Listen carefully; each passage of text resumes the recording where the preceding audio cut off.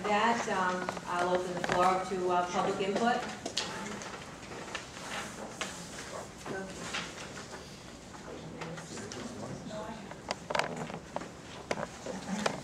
Please come to the microphone. Mr. Willis.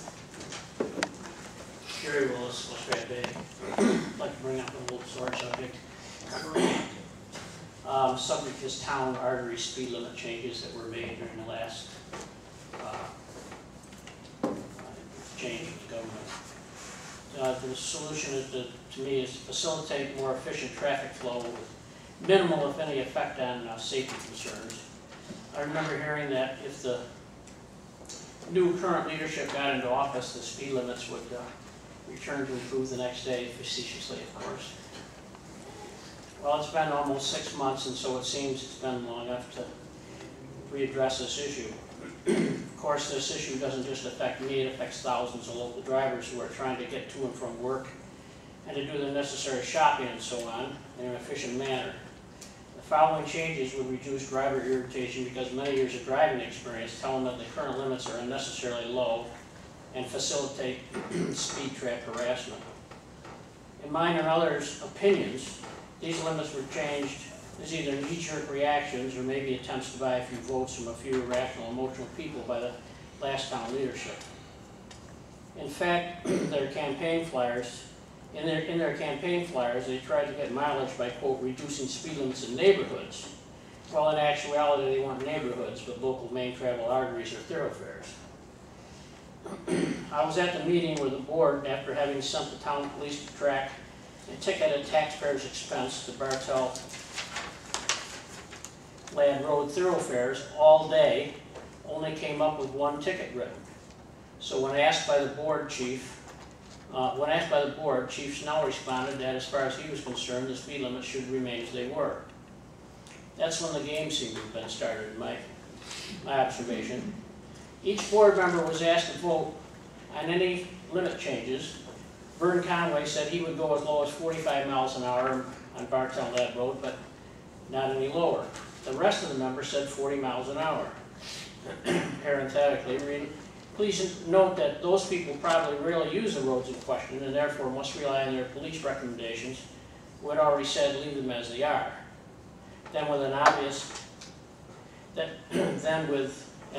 to me visual high sign from the supervisor to the police chief responded 40 miles an hour. I was stunned as he had just previously responded that he didn't need to change it. These responses, it seemed to me, had probably already been discussed prior to the board meeting to result in emotional appeasement and probably buy a few votes from an irrational, emotional few who furnished the small petitions. So please consider that these thoroughfares are not the private driveways of a few that the majority of taxpayers happily have to share their tax money to continually maintain their use. To me, the intuitively obvious and rational suggested speed limit changes that follow are not excessive by any stretch of the imagination. I have 7 changes that I would ask the town to make. Bartell Road from 81 Bridge to Ladd Road, 45 miles an hour up from 40. Ladd Road, number 2, Ladd Road from Bartell Road to East Mud Mill Road, 50 miles an hour. 3 houses in the whole road. East Mud Mill Road, Route 11 to McKinley Road, 45 miles an hour. I've already had inputs from people who have signed petitions during those times. They wish they hadn't signed for 35 miles an hour. Ridiculous. Lakeshore Road, just past the elementary school to Maple Drive, which is down near Wysocki's, 40 miles an hour. Whiting Road from the power line to Route 31, 45 miles an hour. South Bay Road from Lakeshore Road to Route 81 Bridge, 50 miles an hour, with, of course, exception of the Gillette Road School area. And then another irritant, Route 31 east into Bridgeport, move the 30-mile-an-hour sign to Hayek Drive from way out of town. So you're driving 30 miles an hour for quite a ways before there's really much there. So that's my input, so thank you for listening. Can I ask you a question, Mr. Willis? Yes.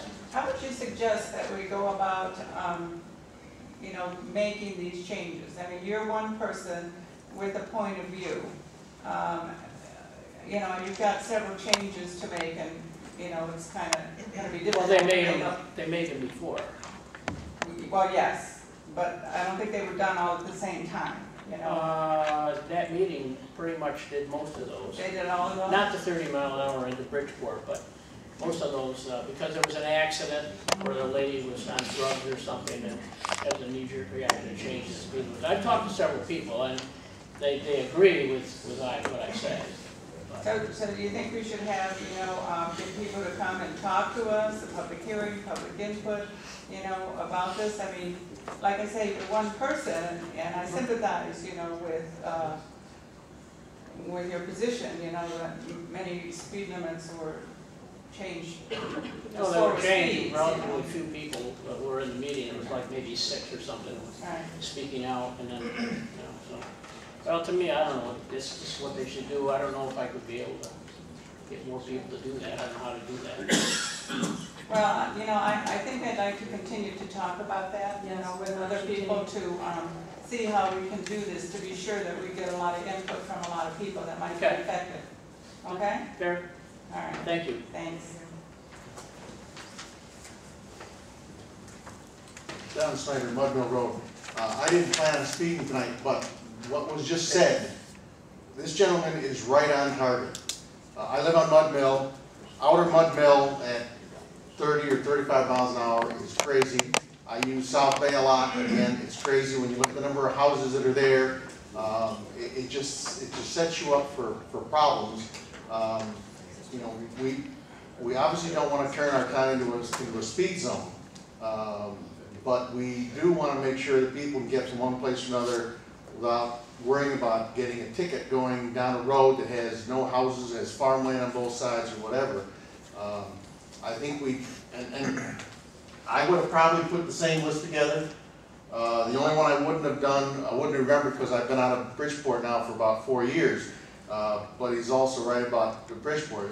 It could be moved closer to Bridgeport and still give the people in Bridgeport the safety they want, but not, and still allow traffic to go a little faster outside of the town. So Don, do you Good letter. Do you have a suggestion how we might do this? I mean, I think we want to talk to, you know, I think the chief of police and others. I think the people that are, until we became a suburban town, most of those roads, I think all those roads, were probably controlled by either the county or the state. They didn't see any need to change those. They didn't change them.